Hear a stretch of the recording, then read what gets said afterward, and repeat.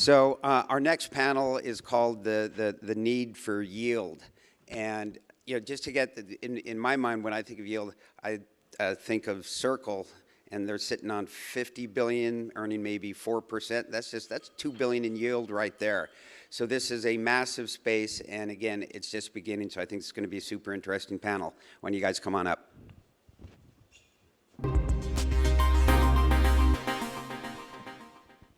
Bonjour Paris.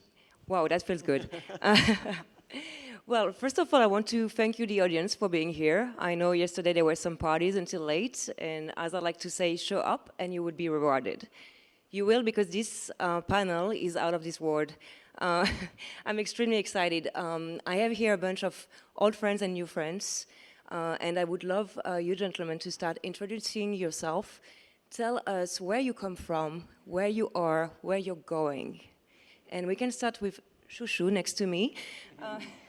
Charlie is actually, this is what we call reverse mentoring, right? Because Charlie used to be my trainee, and now he's like this OG guy, and I'm just like nobody next to him. So Charlie Meraud, Chouchou, can you introduce yourself, please?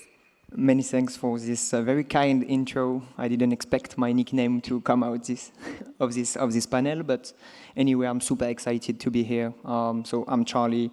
I co-founded Woorton in 2017. We are a regulated OTC desk based out of Paris. We basically allow companies to buy and sell digital assets in a regulated framework.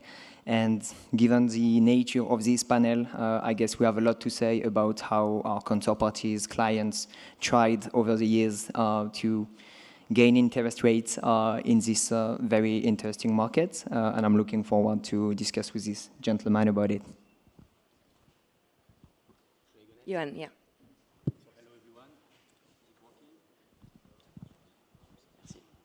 Hello, everyone. So my name is Yoann. I'm the TradFi guy here on the panel, so please don't boo me.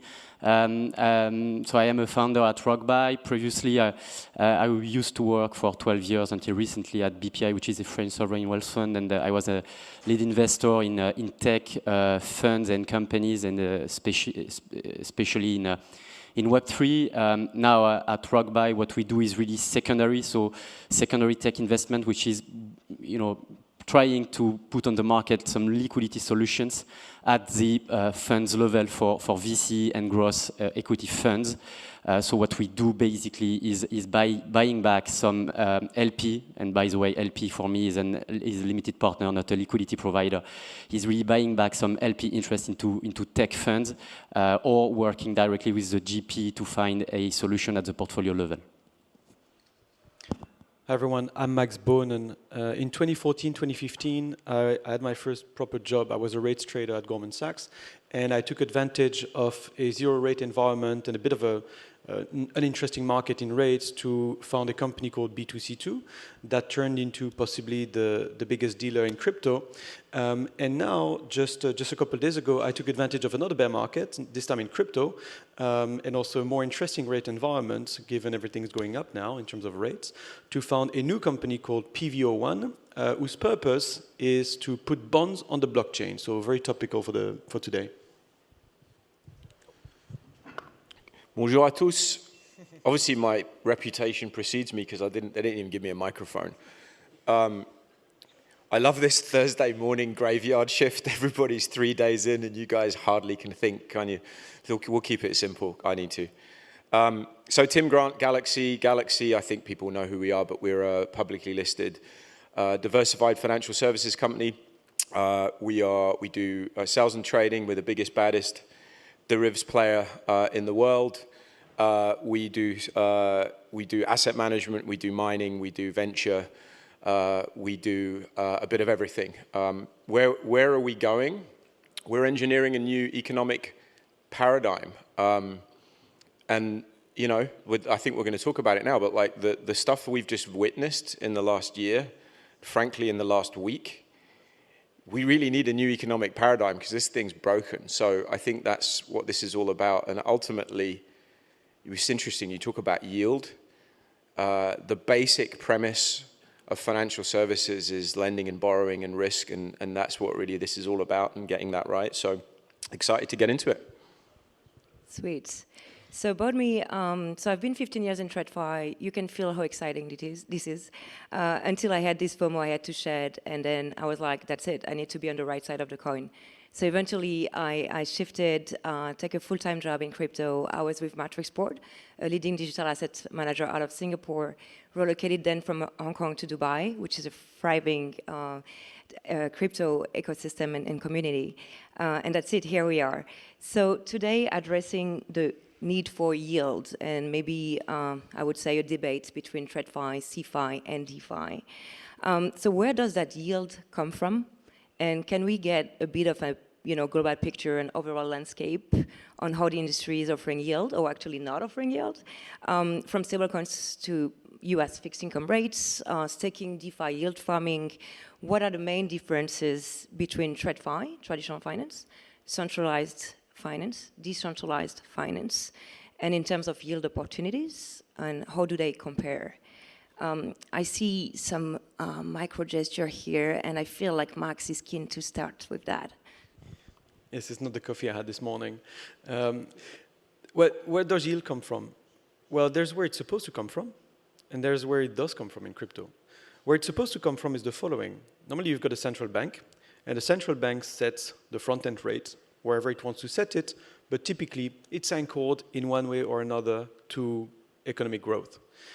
And then that defines the risk-free rate, not only in the front end, but thanks to the rates market, all the way out to 50-year plus. So that's a risk-free rate. And then on top of that, it stands to reason that there is an additional compensation for taking credit risk when you're not lending directly to either the central bank or the central government. And those two things are what make up first the rates market, which is the first part of that yield, and on top of that, the credit market, which usually trades strictly as a spread to the rates market. So that's where yield is supposed to come from. And of course, that's supposed to be anchored to economic growth, meaning that companies that borrow at a certain rate are supposed to generate enough economic value to be able to pay that back. Now enter crypto and Silicon Valley.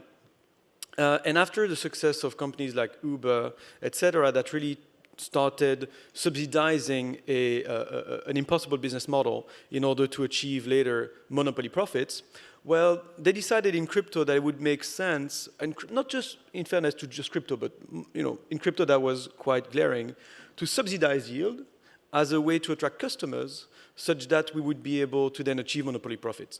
That failed spectacularly because in crypto, the same rules apply. You've got a risk-free rate, which depending on the currency might follow US dollar rates, or if it's Bitcoin, it's probably zero, the risk-free rate in Bitcoin. And then the credit spread on top of that. But in crypto, there's a different small friction, which is that it's extremely, or it's been, still is, extremely difficult to move money to and from the traditional world and the crypto world. And so we found that when people were ebullient about the crypto market and they wanted to go long and buy as much Bitcoin as they could, well, it wasn't really possible to borrow from the real world to buy Bitcoin. So they ended up working with only the funds that were available within crypto, and that demand for leverage has sometimes pushed what appeared to be the specifically dollar rate in crypto to stratospheric levels, 20+% per annum, in what it was essentially a risk-free way. And so people got used to 20% risk-free rates and didn't realize that when someone came in with, instead of 20%, 21%, sometimes they were not simply a player with a very high demand for leverage, but one of the Celsiuses, BlockFis of the world that thought that paying 21% as a not risk-free rate at all was going to help them achieve a lot of user growth. And when the two things got commingled, what rates really ought to be and what people have used yields for, i.e. user growth in crypto, when the two got too conflated, we got catastrophic failures when everyone realized that there was nothing really underpinning those very high rates except for other people being willing to pay those high rates in a circular fashion. Tim, you want to... Max speaks the truth. I couldn't have said it much better, but I'll have a go. So I'm going to build on the primitives, because Max is right, you've got to think about the primitives, right? So let's go back to high school economics, and let's go back to, I don't know what century it was, someone shout it out there, when the Italian banks came in, was it the 15th century, 14th century, something like that, right? The first lending institutions, the Italians figured that out, right? The basic premise is, I give you money, you pay me a rate of interest, and the rate of interest that you pay me is based on my view of the likelihood that you'll pay me back. Right? That is it. That's the basic premise of all financial services when it comes down to the root, because whatever you calculate, whenever you got your complex equations, when you're trying to do stochastic equations and do pricing for complex derivatives, there's a little R in there, and there's an RF, which is what the risk-free rate we're talking about, and there's an R, which is the above the risk-free rate, and the RF is all about inflation expectations and stuff like that. And the R is kind of the view of credit risk and the view of potentially getting paid, paid back or not. And the thing about financial services is that that's always been true. That's like, it's a bit like the ubiquitously inviolate law of cap tables or capital structure, which just got completely torched a few days ago by the Swiss, who basically decided that bondholders were going to get torched before equity holders. Like, that's a basic fundamental rule of high school economics that shouldn't break. Same with rates, right? So yield is only at any given point a measure of the likelihood of you getting money back for something. And so what Max, I think, eloquently described as, yeah, you weren't going to, there was a pretty high risk of you not getting your money back when you were getting 20%. Now, if you trade in traditional markets, everybody knows this. 20% is a bananas rate. It's off the chart, super high yield, really, really risky. That's that's single C at best. Now, the rating agencies, that single C actually has a number behind it, which is the perceived probability of getting your money back. Like, they have models behind this. Now, they often are very wrong, but they have models. The point is, there is no such thing as crypto economics. There's simply no such thing as crypto economics. There's only economics, the basic building blocks of economics. And so what we need to get back to is this sort of sober, which not many of you look right now, but the sober view of the world, which is, don't try and pretend there's a new way of creating yield. Use these fantastic tools that we have now, which we didn't have a few years ago, starting with Satoshi's extraordinary paper, and create new mechanisms to generate movement of money and the ability to borrow and lend. Do that. That will give us exciting new ways to free up capital and move it around and allow us to grow our economy, which is really the point of all this. But don't pretend that you can sidestep the basic inviolate rules of finance, unless you're Swiss. You went to a very good school. Maybe some...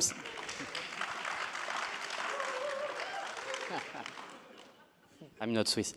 No, something striking when you come from traditional finance is that you don't have these, and I'm not saying this is something good, but in traditional finance, you have kind of stop-loss mechanism at some point. So it can be, a government or a regulator, and we saw that for the last 2 weeks, coming back in the game at some point to say, to put in place some really stop-fire mechanisms. Because in DeFi, everything is intertwined very deeply. It's very difficult to see the propagation and all the consequences of a change in even a small parameter in this big equation. So I'm not saying this is something good, but coming from TradFi, what is striking for me is really to understand how deep can go a situation coming from sometimes a very limited and small change in a parameter somewhere very far away from here. Not sure that there is something else to do about it, because this is part of DeFi again. But this is something that is for sure a difficulty for people more traditional to enter into this market. So we are here to debate and elevate. And now you speak about TradFi, and just, what is the economic rationale for me when I was back then having to pitch institutionals that they should put money to work and they should invest in a negatively yielding bond. that's good for them, right? So that was TradFi. That was what TradFi had to offer. And then next to it, you just witness this, crypto yield coming, and you're like, what is it, right? Shushu. But you don't get but you don't get protection. This is why institutional are very very adverse to the risk that you mentioned. So reward come with a risk. This is what smart people on my right just explained. Risk is really linked to the reward, even in DeFi.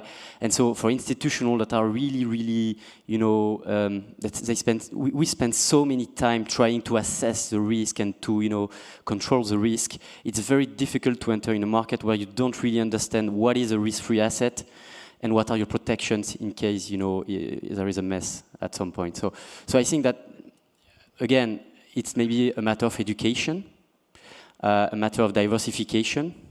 But the lack of protection and visibility is something that for the previous year was really difficult to overcome for very traditional players. Shushu is buzzing. No, so I mean, the idea, I guess, now is to try to move forward and to say what's coming next in the interest rate market in digital assets. You've said it. Last year, you could lend money to the US government. You were paid 0%. You could lend money to the crypto market. You were paid up to 20%. If you were analyzing this, you were like, okay, there is a huge premium. Am I taking it or not? Am I taking that risk or not? Yes or no, and you were putting your money at work. This year, it makes no sense, right? You can lend your money to the US government. You're paid up to, 4 to 5%, a bit more since yesterday night. And you go lend your money to an unregulated digital asset exchange that have no audit, and you're paid like half that rate. And you're like, whoa, what am I missing here, right? Is there any reason for this? I think the reason is just it's two parallel markets. It's not the same person. It's not the same offer and demand cycle. So actually, you cannot compare those two rates because you're in two complete different worlds. And the question here is, are we building bridge between those two worlds? And what's going to happen if we do? If we do, probably at some point, I guess, the interest rate is going to converge where the risk-free interest rate is, and we're going to add a premium on top of it.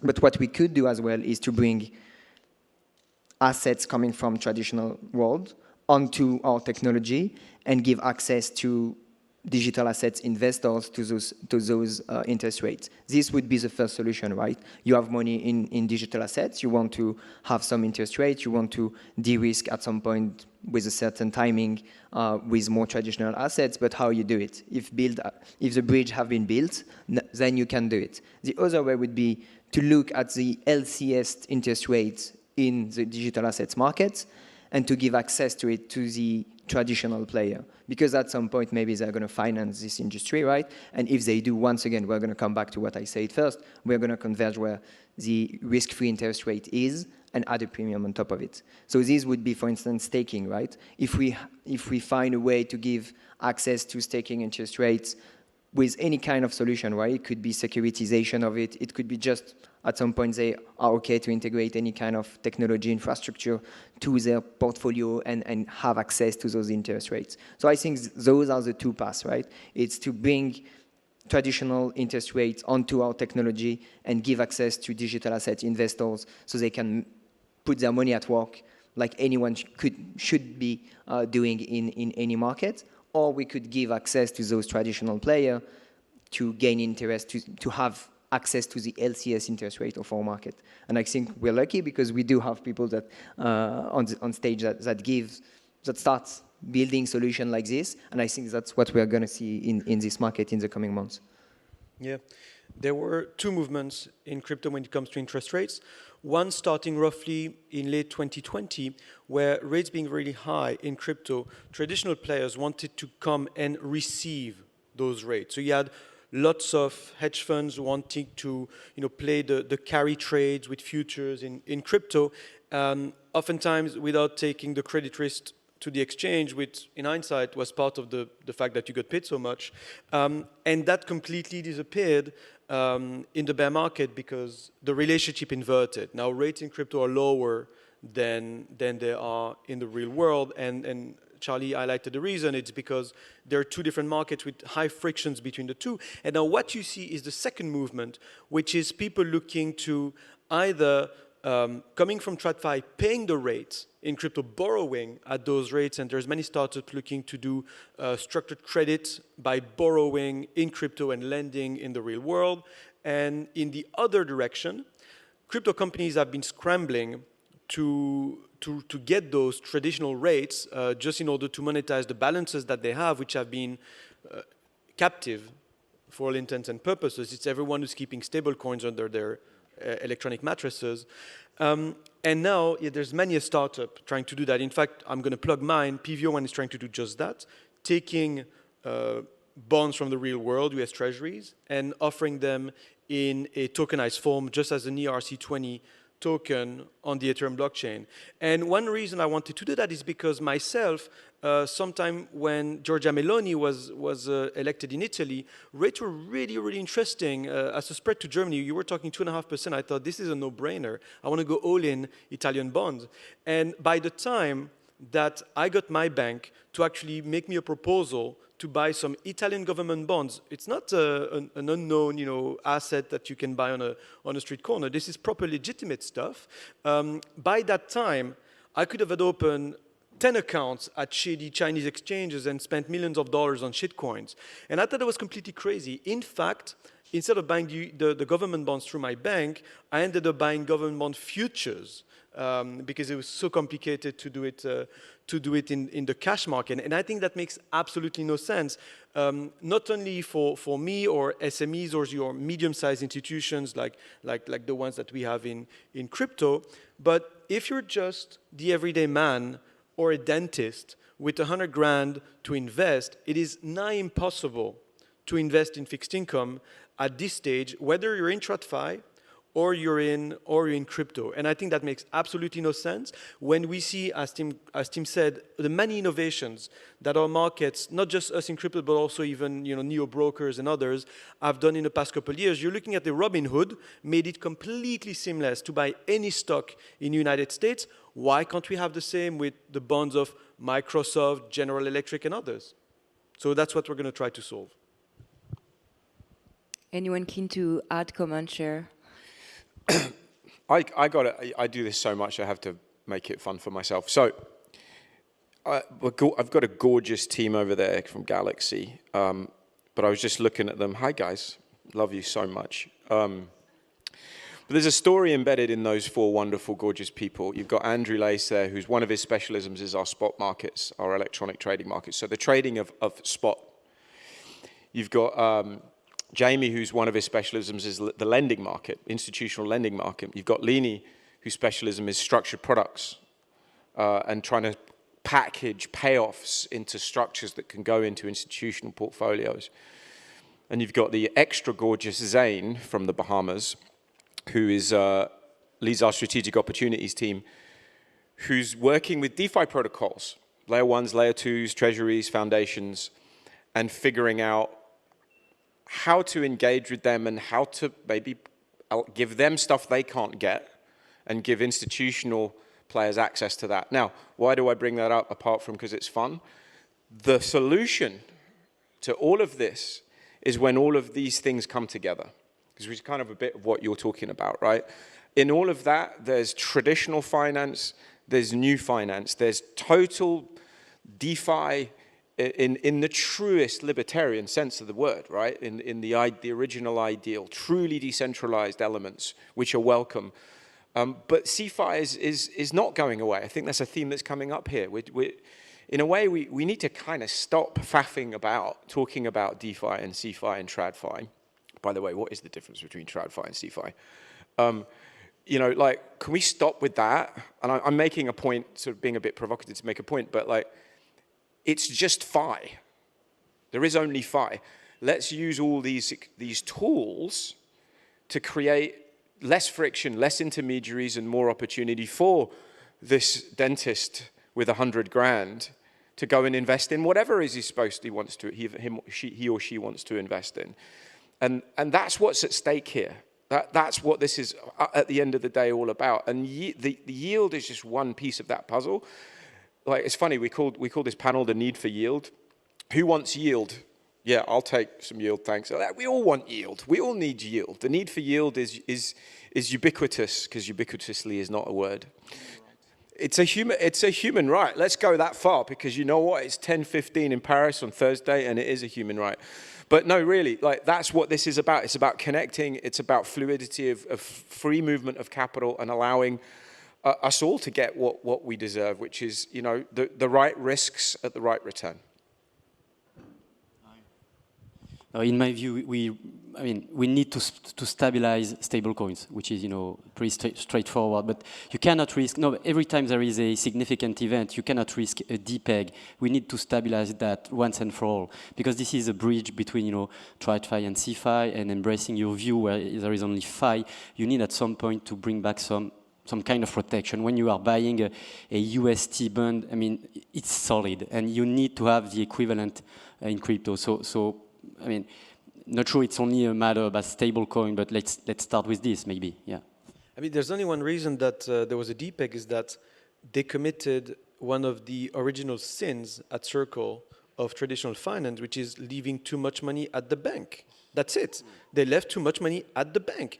And you know, I commend them for turning around in 2 days and finding new banks, and I mean, they did a great job of that, but all that pain could have been avoided if they didn't keep too much money at the bank. And that's the way it's supposed to work. That's all the major banks work like this. They have limits in how much cash they can keep at other banks. I remember at Goldman, we couldn't keep more than $2 billion at Citi. It's pretty much the biggest bank with JP Morgan, but only $2 billion. Everything else, all the rest of the cash balance sheet, had to be kept in reverse repo of major government bonds. That's it. And that's what Circle should have done. And interestingly enough, for all their ills, Tether, yes, of course, they invested in Chinese CP. This is kind of bananas. But most of their money outside of the Chinese CP is in government bonds and reverse repos on government bonds. And I can't for the life of me understand why Circle didn't do that. Actually, I'm thinking perhaps it was commercial, because one thing that most people don't know is that as a crypto company, it's difficult to get a bank account. And oftentimes, the banks that do accept you as a company, they will strong-arm you into leaving large cash balances with them. In fact, I remember the now more or less defunct Silvergate. You had to keep at least $500,000 or something like that back in the day if you wanted to have an account with them. So it's perfectly possible that Circle, in order to soothe over any relationship difficulties with their banks, simply decided to leave too much money there. But if they hadn't done that, I mean, it would never have gone down below 99.9 cents. Well, since Tim doesn't want to debate CFI, TradFi, DeFi, and Max, thank you for pointing out that actually it's not about the debate, but it's about like what can one industry bring to another. I think 2022 was a massive body blow to the psychology of our industry, right? We've been through Celsius, 3 hours, FTX. Sorry for saying bad words today on stage, but eventually FTX, the latest, was a fraud. A fraud can happen in any industry. It came to our industry in a most cruel time because there were already a crisis of confidence. Fair enough. But 2023, Silicon Valley Bank happened, and this was a failure of TradFi. Interesting, right? So what would be, what can bring crypto to TradFi? What can TradFi bring to crypto in terms of risk management perspective, in terms of like yield as well, and so on? How can we navigate through it? Well, Tim, you're right. It's only FI. The only risk that is really unique to crypto is smart contract risk when you think about it. Yeah, well, it is the question. It's sort of what I was alluding to, right? Like at any given moment, you've only got FI, and it just looks as a different state, and you use different pieces of what's available to do it. But let's think about it. I'm thinking about this in real time, so bear with me. So, like, what is it about finance, traditional finance, which we all kind of know what we mean when we say that DeFi can learn? Risk management. Full stop, end of story, because DeFi with all due respect, and I am a DeFi zealot, and I am a long Bitcoin, just like everybody in this room should be, otherwise you shouldn't be here. DeFi has a lot to learn when it comes to the basic primitives of risk management. Actually, so does TradFi sometimes, apparently, because Credit Suisse went down last weekend, but that's another thing. Team UBS. So risk management is the big thing that we can bring to DeFi. What can DeFi bring to TradFi? I think this is a more philosophical one, actually. It's, see if I can get this one right. I haven't talked about this one for a while. The Friedman economics of the 70s, which defined today's basic capital markets and the idea of shareholder primacy, which has basically led us to this sort of these odd inefficiencies within capital markets that have made especially financial services players extremely adversarial, and therefore not that collaborative, and therefore a lot of walled gardens. And this partly because of the technology capabilities that were there in the 60s and 70s and 80s when we built most of the now creaking system, that some of it still runs on Caujolle, which is a language 2 people in the world still understand. Like, that can be fixed by the DeFi philosophical element, which is, let's all work together to make this better. Let's all collaborate. Like, there's one thing, we had a dinner a couple of nights ago in London with some of our best clients. And the theme was, and Jason, who's our head of trading and is the tallest trader in the world, he often says, and he's absolutely right, like, sometimes you're my competitor and sometimes you're my client. And actually, in the real world, that duality always exists. There's always an element of that. It's hard for traditional finance to see it that way. It gets very adversarial, and it puts intermediaries and inefficiencies into the system. What DeFi does spectacularly well is it philosophically removes that layer and allows us to be more efficient, and we've got the tools to do it. That's what I think we can kind of maybe cross-fertilize. If we get the best of both worlds, we've got a new economic paradigm.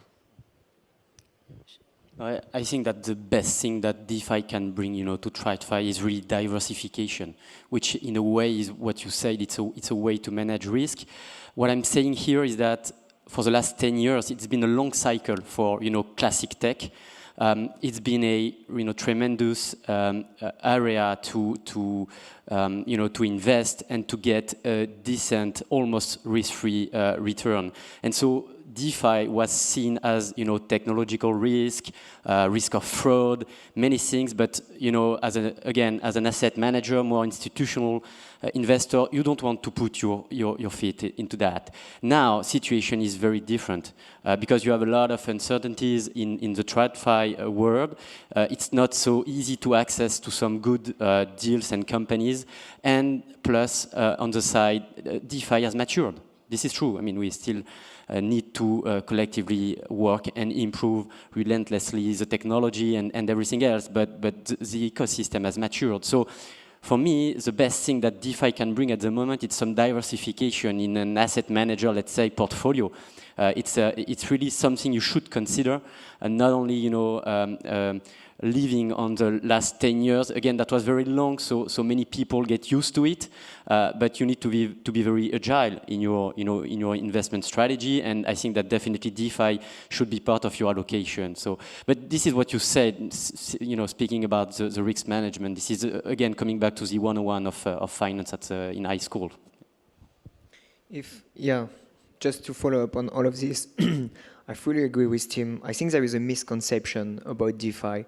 We feel like DeFi makes us safe on all of the funds that we're leaving on a decentralized protocol and etc.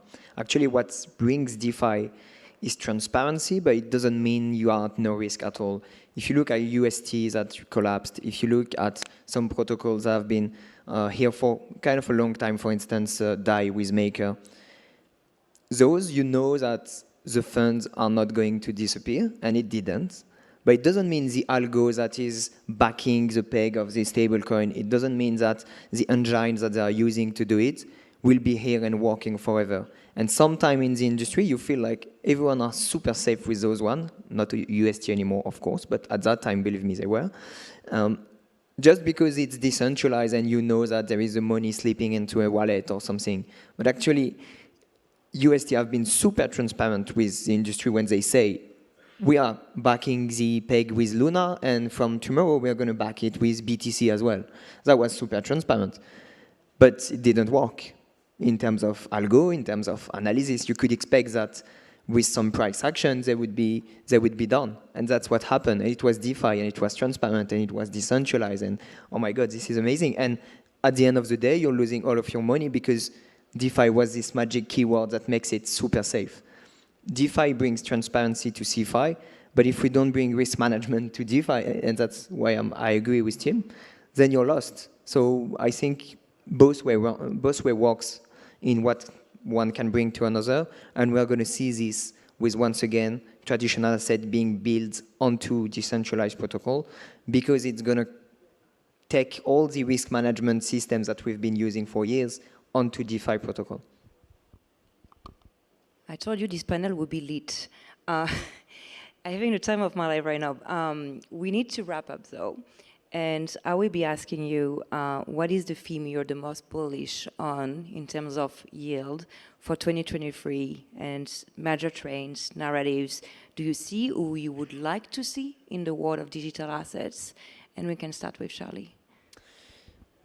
So I'm going to be quick on that one. I think it's taking because you have it has been like used by it has been approached by a lot of solutions. It has been used by a lot of people, and actually the interest rates that you gain is denominated in an asset that you're at risk by design, because if you're putting your money at work in Polkadot, for instance, you're exposed to Polkadot, right? So if the technology collapse, is the staking is not working anymore, you cannot say, whoa, I was paid 15% and now I lost everything. You lost everything because the asset you're exposed to is going to zero. So you're taking like a risk that is super easy to understand, that participate to something that makes sense, and you're exposed to a technology that make you like exposed both in your portfolio, like in your to the underlying itself, and then to the interest rates. So that's why I believe this is what we're going to talk a lot in the coming months. And I hope the securitization of it won't be too heavy, and that we're not going to make the same mistake about all the products we can build on top of it, and that it's going to be made with good risk management. I'm sorry, because I would love to be original, but I fully agree with Charlie. No, but this is pretty obvious. But yes, staking is at the moment maybe the thing that is. So you have this alignment of interest that you spoke that you mentioned, which is really you participate in building something, and you really you are part of the construction of this. So and plus you have a a pretty decent yield, which is a question. So this is a perfect alignment at the moment for me. Sorry, not being original here. What excites me is the prospect of having normal interest rates again. And I relish the creative destruction that is bringing to financial markets right now. I think that the years following the 2008 global financial crisis corresponded to the biggest asset bubble in living memory. And that created our industry. We wouldn't be here without it. But now we have created mechanisms, distribution channels, institutions, players that have harnessed tens of millions of users, and we now have normal interest rates coming into play. And I think that the democratization that crypto did bring to the table is going to be very exciting what happens now that we've got that user base that we've made ours. What's going to happen when we manage to bring to them products that made no sense when rates were 0%, but that they are now clamoring for. That excites me a lot. Max, we're gonna have to go and do dinner, man. Anyone who brings up Schumpeterian creative destruction at this time of the morning is someone worth speaking to. And democratization, I love it. So I got a practical one for you. So and a topical one as well because of the recent Swiss shenanigans. We've now got the world's, I thought UBS was the world's biggest wealth manager. Apparently it wasn't, but it might be now because it's got Credit Suisse. Why is that important? One of the biggest elements that will allow us to grow will be more institutional money making its way into DeFi as a general construct.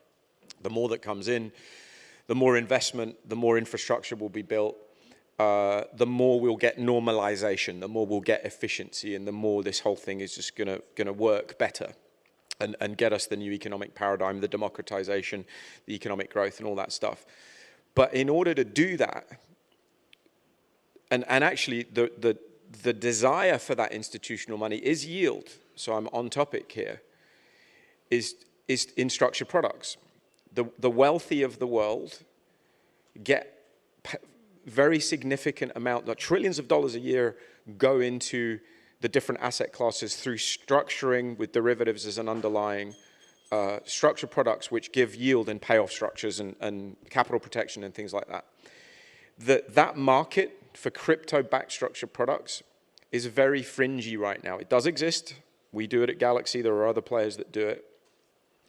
Did I mention that we have the biggest, baddest derivatives book on the street? I get 2 points for that, Leanie. It's pretty scary.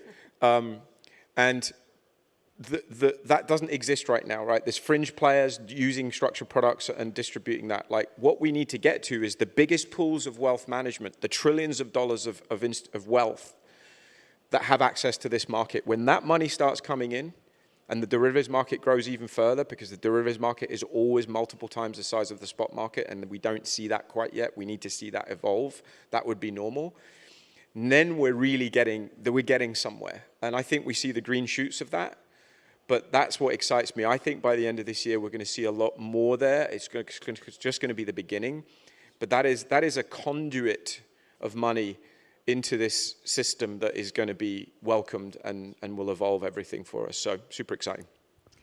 So we are running out of time, like the industry.